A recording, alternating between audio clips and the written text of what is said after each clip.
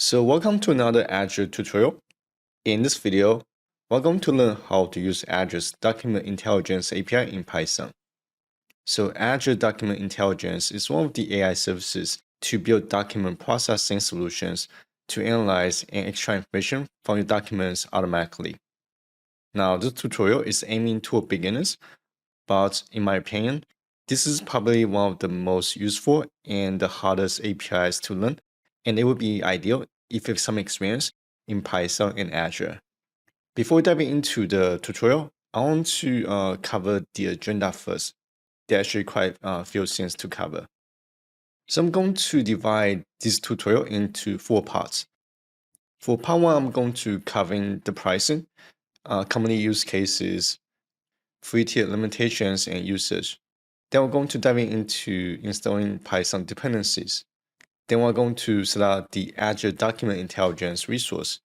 And I'll also show you where we can find the usage for Document Intelligence API.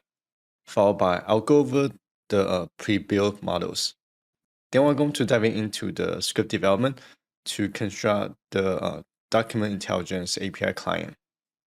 For part 2, part 3, and part 4, I'll be just covering different examples. So for example 1, I'm going to show you how to make an API call to one of the Document Intelligence API endpoint. Then we're going to examine the response, so you know what information is available. Then I'll show you how to load a document. It can be either a JPEG file, PDF file, or other image files. And for the exercise, for example 1, we're going to extract different data points or different data from a W2 form. Now, after example 1, the rest is going to be a lot easier just because you know how to navigate the APIs. For example 2, we're going to extract data from an invoice. And for example 3, we're going to extract tables from a document file. All right, now let's look at the use cases. These are some of the commonly used cases. But the one I've seen the most commonly used, one is the invoice processing using the Document Intelligence API. Receipt capture is also another one. Legal document review is also commonly used in law firms. Then we have text form processing, bank statement analysis, and many other use cases. But these 14 use cases basically cover, I would say, 60 to 70% of use cases. Now let's look at the pricing. So let me open the page. So fortunately, there's a free tier that you can try out. So in case if you don't like the API, then you don't have to pay for it. So every month, you get 500 pages for free. And after the 500 pages, based on the document type, it's going to be between $3 per 1,000 pages to $50 per 1,000 pages. But I think this one is exception because this one is based on the model that you train to analyze the document. Oh, actually, this one is part of the pre-built model. So technically, it's going to be between $3 to $10 based on the document type. And most likely, you are going to use the pre-built models most of the time. Now, if you are a big company, then you can look into the commitment tiers, and in which you get a bulk of discounts based on the usage. Now, when it comes to the limitations using the free tier, with the free tier subscription, you can only process the first 2 pages of a document. Now, if you're using a paid tier, basically, if you're a paying customer, then you can process up to 2,000 pages per document. And for the file size, it's going to be 4 megabyte per file, and it's going to be the maximum size for the free tier, and 500 megabytes for the paid subscription. And for the supported file formats, the Document Intelligence API supports PDF and image files. And for the image files, it supports JPEG, PNG, BMP, TIFF, and the HEIF format. The API also supports Microsoft Office files like Excel file, Word document, PowerPoint, and HTML. But the Microsoft Office file type only supports read and layout models. And a couple other things. So if I'm providing an image as a document, then the file size needs to be between 50 by 50 pixels, all the way to, I think this one's the max, 10,000 by 10,000, which is pretty big. And PDF files cannot be password protected. And the minimum height of the text to be extra is 12 pixels for 1024 times 768 pixel. Now let's look at the pre-built models that are available in the API. So the core models are the read model and the layout model. The read model is used mostly for text extraction. And for the layout model, you can use the model to extract text, but the format of the document must be organized.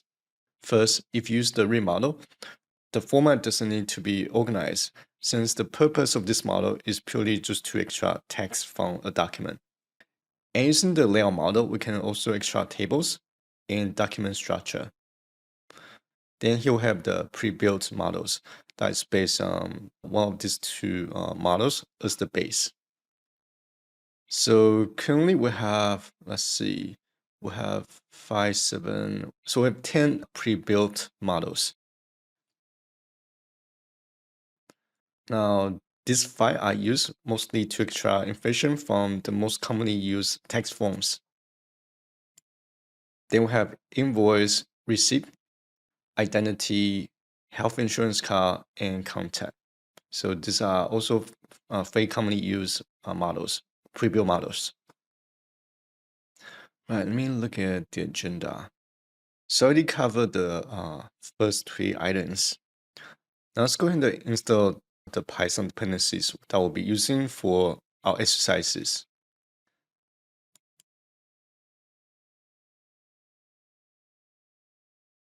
Now launch your terminal.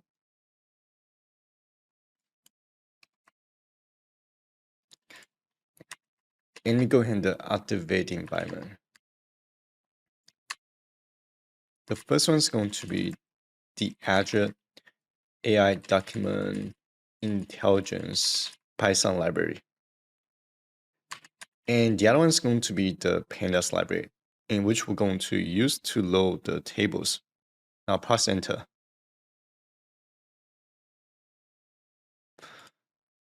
And once the libraries are installed, we need some dummy PDFs. And I'll post all the relevant links in the description below. So I prepared 3 links. One is to download dummy receipt PDFs, and this one's going to be W2 forms. And this one's going to be the page where you can download the invoice payment in PDF form for the Arizona Department of Housing.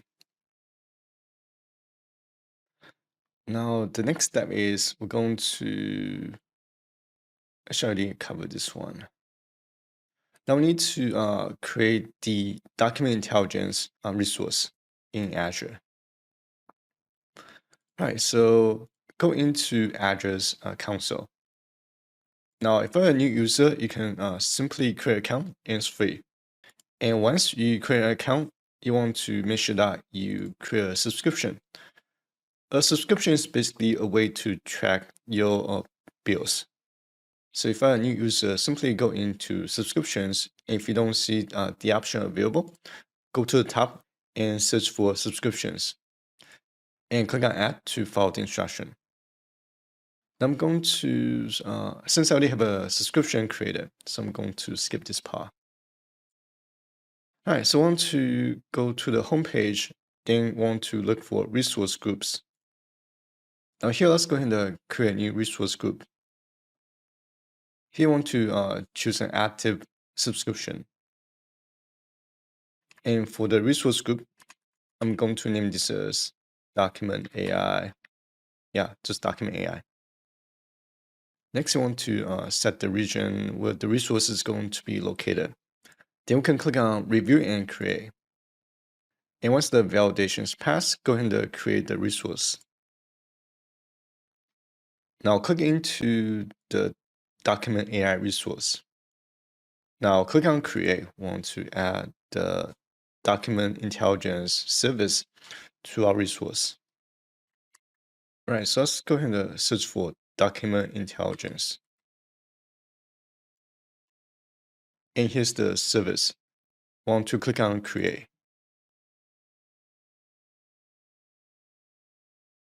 Now I want to give this instance a name. And here I can name the instance to Document AI testing, something like that. Then you want to choose the tier.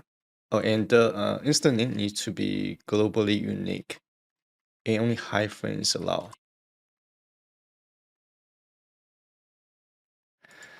Now, because I'm already using the free tier subscription in my account, but for now I'm going to choose standard. But in your account, you should see the free tier. I think the tier should be F0 or something like that. Then click on Review and Create. And that's going to take you to the Review and Create page. Now, quickly review the information, make sure that everything is correct. Then click on Create.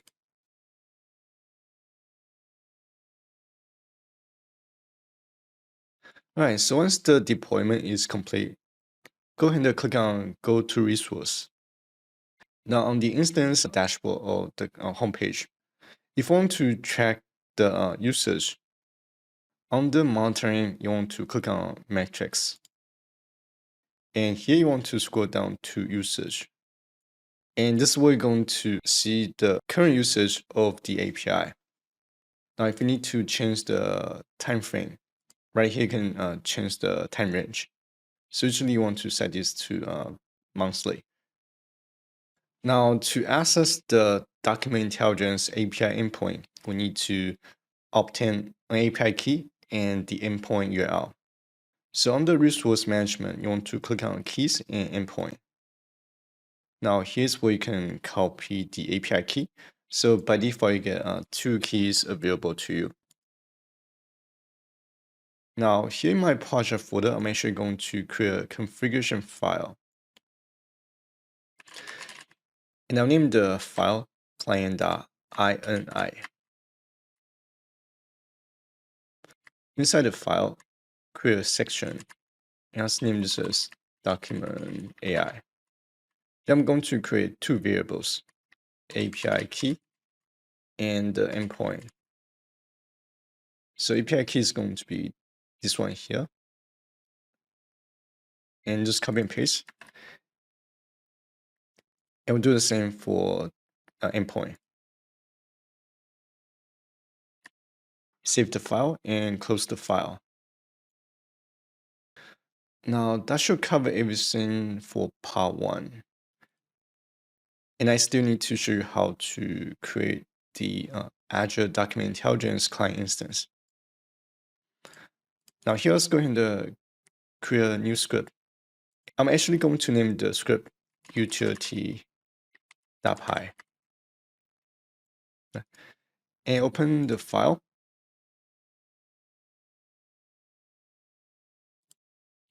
Now, because I have multiple examples that I'm going to show for, I'm going to use this utility module to store some of the commonly used functions or procedures. So that way I don't have to retype everything over and over again. Now here I'm going to insert the import statement. These 4 are just the standard modules from Python itself.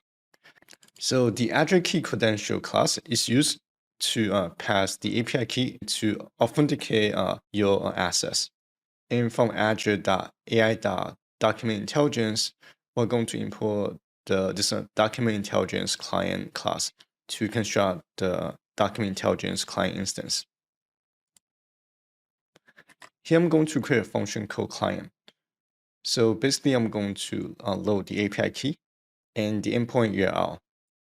Then using document intelligence client, I'm going to pass the endpoint Then I'm going to pass the API key to the credential parameter. And here we need to wrap the API key with the Azure key credential class to create the client instance. Then we're going to return the client object. Now, two more helper functions. This function is going to check if the document source is a file or URL. And to upload the document file locally, we need to convert the binary to base 64 strings. Now, because inside this client function, I already hardcode the file path and everything else. So let's do a test run. I'm simply going to create my client object and print the client object. And if we look at the output, it's returning us a document intelligence client object, and that's what you want. Now that's going to be everything for part 1. Now let's jump over to part 2. Now let's look at the documentation first. Now, as I mentioned before, I think this one is one of the most difficult API to use when it comes to address AI services.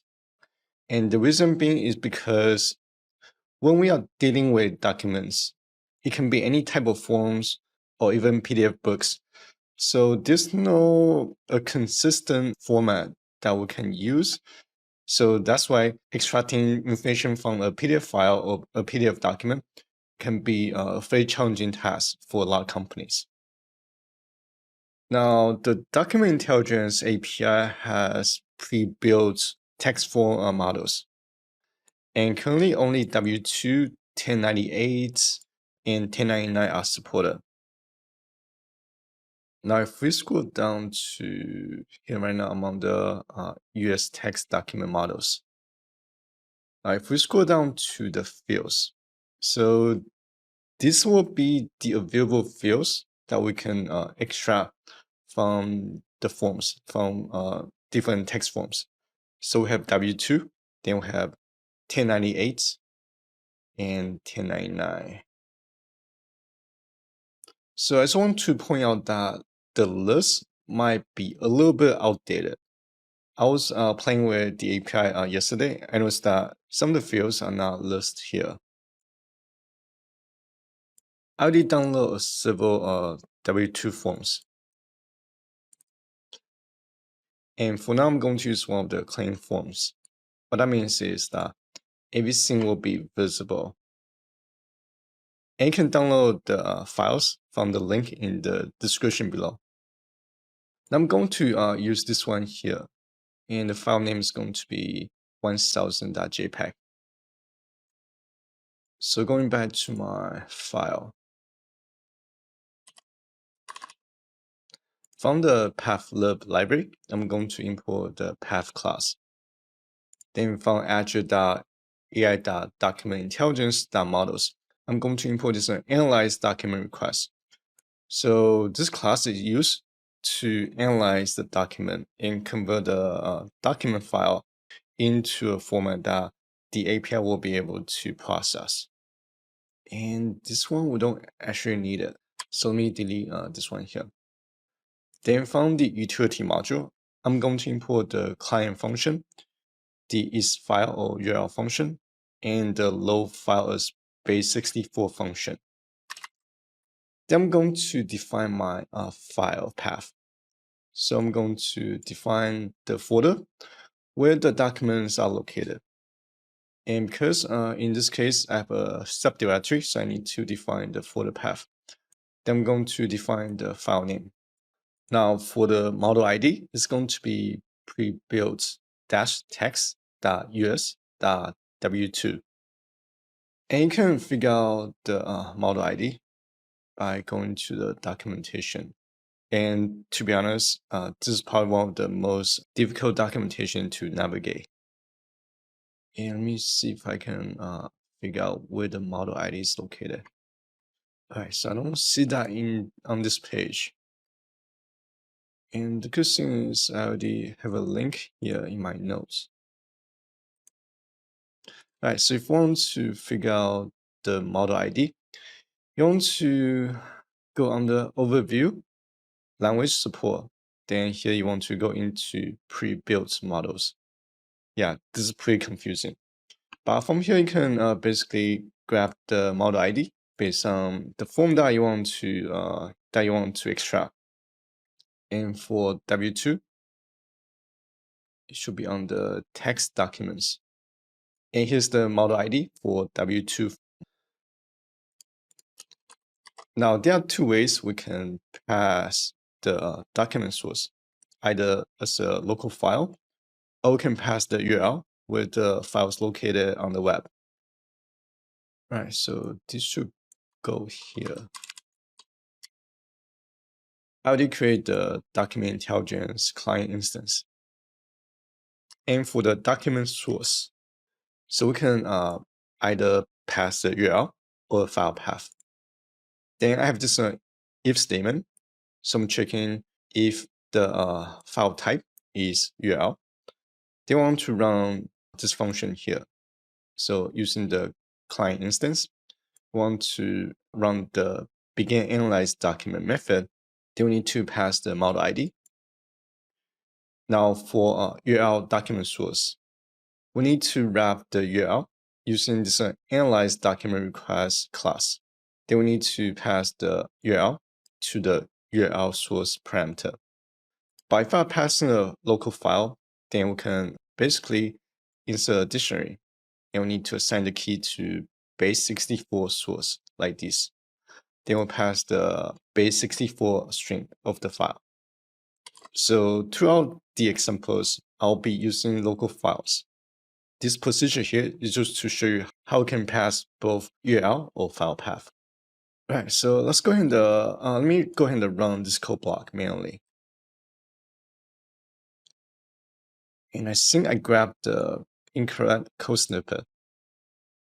All right, so let me do this. Let me just make sure that documents, and I want to grab the file from the clean dataset 01 folder. Okay, let me create the variables. And I'm going to assign the document source with the file path. Then I can go ahead and okay, no path has no attribute decode. Okay, so let me do a quick debugging. And that's why. Because I may have input the incorrect file path. So let's go ahead and insert this procedure to check if the file exists. And I can see that the file exists. Oh, so it's this function here. I should pass the file path. Okay, so I think that was the issue. And I'll take out the string function. Now let me try again. And that creates the polar object. Right, so right now I'm getting unknown. That's okay. For now, I'm going to fix this later in just a very simple fix. I'm going to take out this if statement, and I'll go ahead and I'll create the base64 string. Then I'll load the file to the begin analyze document from, method. So I'll go ahead and run this code here. And file base64.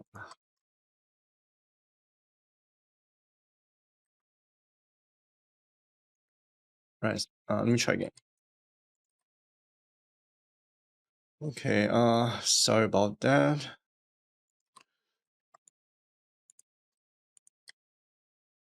That's okay. Let's do this. I'm simply going to pass the file path directly.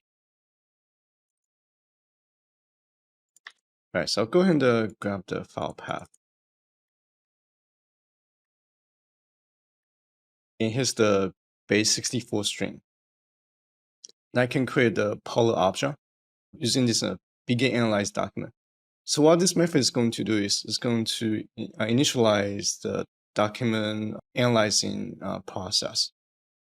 At this point, the document is still sitting in our local computer. And to send the file to document intelligence server, we need to run the pollute.result method. And if I run this statement here, it's going to fetch the result from the server. Actually, I put that back. So when we run this method here, the file is actually going to get pushed to document intelligence server. And we can use the result method to check the status. And once the document is processed, so if I print the result object, and we get this output here. So like I said before, it's not very easy to navigate. And it actually took me a day to finally figure out the layers and hierarchies. Now we know the result object is a dictionary. We can look at the keys first. So we get this list of keys. Most of the keys are not very useful. The main ones are basically content. Content will basically extract the entire text from the document. And if your document has multiple pages, then you can reference the pages key to reference a specific page. Then we have styles and documents. So document represent each statement. In this PDF file, we have one page but two documents. So document one and document two. Even though these two documents are identical, but they are treated as two separate documents. Then we have content format. So basically the format of the content. Now here, let me print the key pair values so you know what each item looks like. So this one is going to be number of document page. Model ID should be self-explanatory, which is going to be the model that we're using. Now the pages attribute, actually not attribute, the pages property is actually quite important. So if I print the keys from the first page, and these are the available properties. Now to go back to the documentation again. And you can find out each property's definition by going to the Analyze Document API Response page. And again, I'll link the link in the description below. I'm not going to cover the definition. I'm pretty sure that you can come here and check out the description on your own. And since there are actually quite many. So the content property, so if you just want to return the text of a document, I can simply print result content. And that will basically return everything from the document. And from this point, you have several options. One option is use generative API, such as GPT API or Google's Gemini API, to analyze the content. The second option is that you can iterate each document. If I use a pre-built model, you can reference the fields to return the corresponding values, and which I'll show you in a second. And content format is going to return whether the document is a text document or image. Now let's dive into navigating the documents. All right, so if I run this line here, we're going to get document count is equals to 2. And that means that from the PDF file, we have, like I said before, we have 2 documents. Then we need to iterate each document.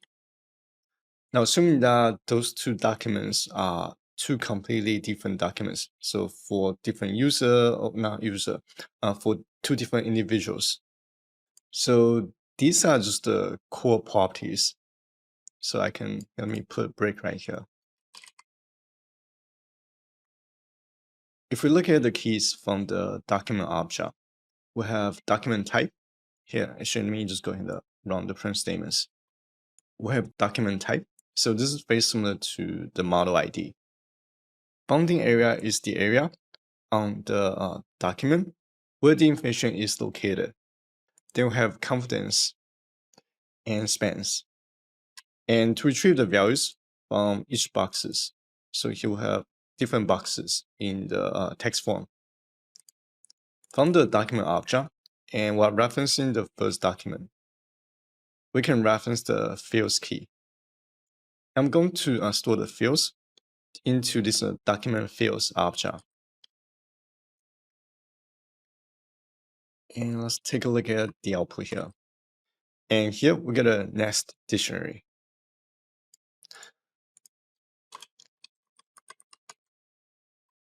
Now we can go back to the documentation and reference the field ID. So this is going to be the key. You're going to return the corresponding value based on the box on the W2 form. So for example, if I want to figure out the employer ID, and which is going to be control number right here. So I'll simply reference the key. Now, if we look at the record here, we have the data type. Now, usually I will use content because content is universal. So if the value is Boolean, true or false, then I believe that this is going to be a different ID. In that case, I believe that this is going to be a different key. But every single record is going to contain this content key.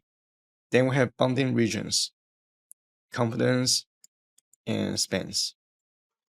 And once you figure out the hierarchy or how the structure works, you can simply insert bunch if statements. And I know, this is probably the most annoying part when it comes to dealing with documents, PDF documents or image documents. And for some people, you may not need all the fields. So you can simply remove the if statement that is not relevant to you. But I'm going to check everything. For most of the fields, so those are very straightforward. Oops. This is going to be one single value to pair with the keys.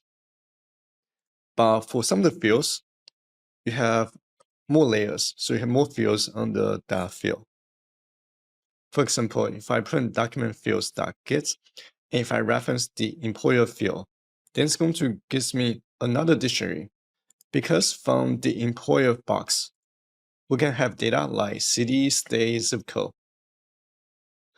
So here I can say that if document fields.get employer is not empty, then I want to go ahead and print each individual layers or each individual properties of the employer property. So we can have the full address, employer name, address, city, state, zip code, and same thing with employee box.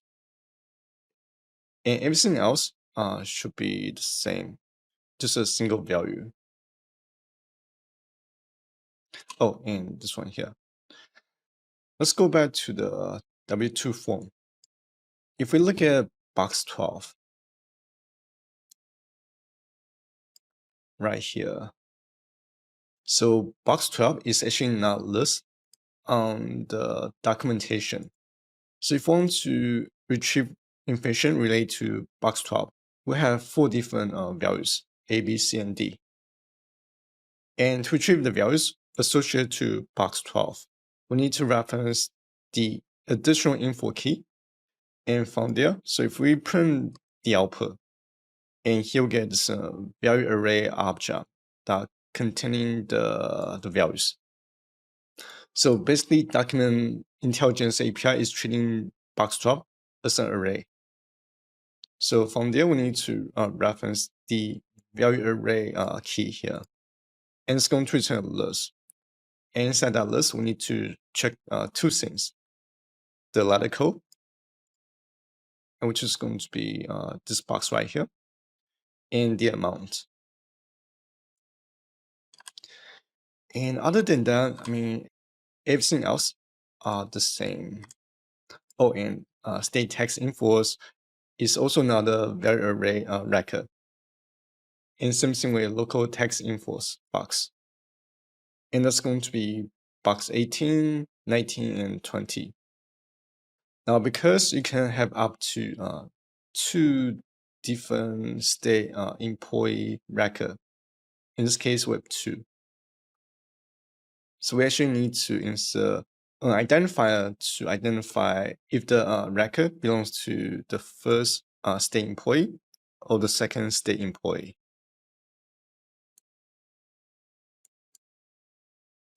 And other is going to be box 14 right here.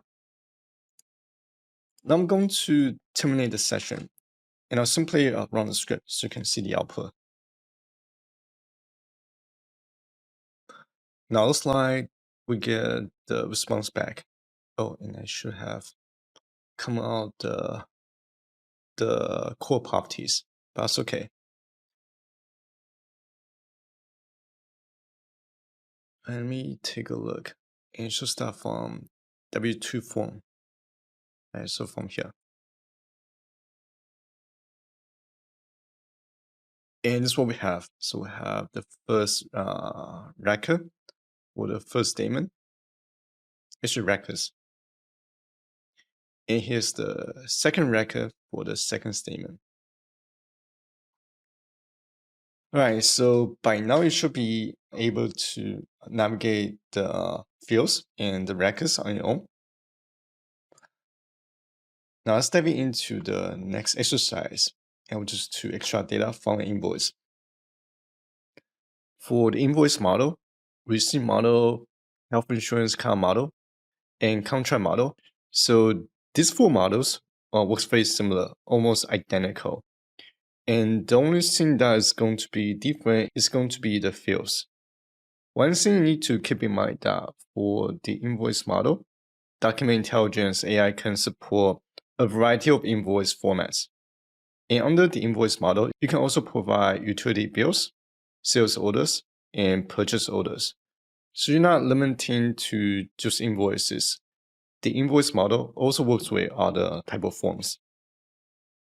Now, in terms of the so in terms of the fields, these are going to be the fields are going to be available. So we actually have quite many. Actually, let me do this. Let me open the 2 invoice documents that I'll be using for demonstration. Now, these are just a regular single line item. Basically, each property will only return a single value. Actually, I took that back. I see that payment details is an array. Now, very commonly, if you deal with different types of invoice forms, you're going to see that many forms will have a table that looks like this. So if we look at a different form, so we have a table here with these 4 columns. Now, when the invoice model detects any types of tables, it's going to put the rows into the line items section. And this will be a separate key. And within line items, this will be all the available fields. And fortunately, there's no array data type, so that's a big plus. All right, so let's dive into the exercise. Now, for the last 2 examples, these 2 should go actually pretty quickly, since I already covered the most difficult part in part 2. All right, so let's go ahead and create a file path. And let me make sure that I'm using the correct file name this time. Then I'm going to check if the file path exists. Then I'm going to assign the model ID. Then I'm going to create my document source variable, followed by creating the document intelligence client. Let me go back to the documentation. Okay, I didn't specify. So anyway, now when we are working with invoice and receipt and contract forms, we can actually set the locale to specify if the document is in a different language. And by setting the locale, it's going to increase the accuracy in terms of how the model is able to getting the data back correctly. Then we can fetch the result. And again, because you can have multiple documents or invoice statements. Oops, let me go back. I know for some companies, they may potentially put multiple invoices in a single PDF page. So we can insert a print statement to return the document count. And to return the values on different fields. So like I said before, because an invoice form can have a variety of formats, and it's the same page. Okay, never mind. So make sure you're going to come out these 3 lines. I'm going to store the fields into this document fields object, and it's going to return the field IDs, which is going to be the field name, and that's going to be corresponding to this table here. Now, the document fields will only contain the fields that the model is able to detect. So actually, let's do this. Let me go ahead and put a break right here. And let me go ahead and run the code block to create the document object. Now, for the PDF file, we only have one document detect. Now, let me go ahead and run these 3 lines. And from there, we can iterate each field.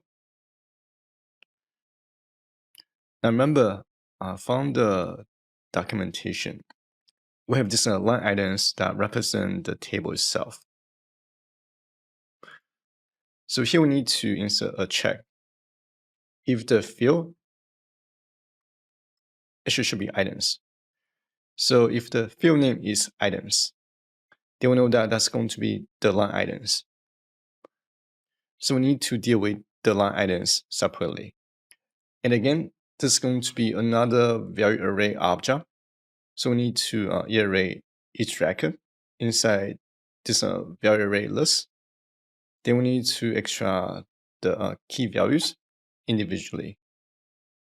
Then I can put that into this items list. Then skip to the next iteration. Otherwise, I'm going to fetch the value and I'll put in the key and the value. Now for demonstration, so I'm going to run this loop here. Right here we have the amount due, the address, customer name, invoice dates, invoice ID, and so on. And here's the line items. And right now we only have 1 items in this table here. But if we compare the key values, amount should be $48. And actually, is that right? Amount should be $48.71. And I see I'm looking at the wrong PDF.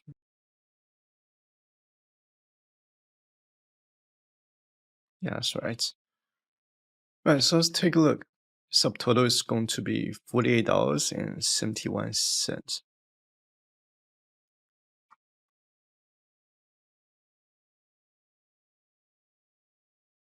Okay, so I was looking at the wrong invoice file. Let's go back. So the amount should be $48.71. And there's no text. Quantity should be 1 right here. And here's the unit price and the product description.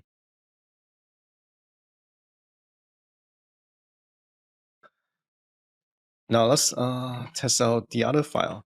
So I'm going to replace the file name with the other PDF file. I'm going to run the script. And here are the data points corresponding to this invoice here. Now for this one, we have 4 line items. Actually, yeah, let's see. Okay, so we have actually 3 line items, not 4. So the first one is going to be this compliance monitoring fee for the amount of $4,500. And here's the description. And this is the second line item and the third line item. Now that covers the invoice. Now let's go to the last example, and which is to extract tables into a data frame. And let's call this a table extraction.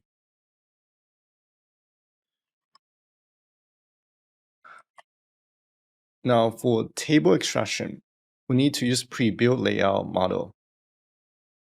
And for the PDF, actually not PDF, I mean this can be an image or PDF file.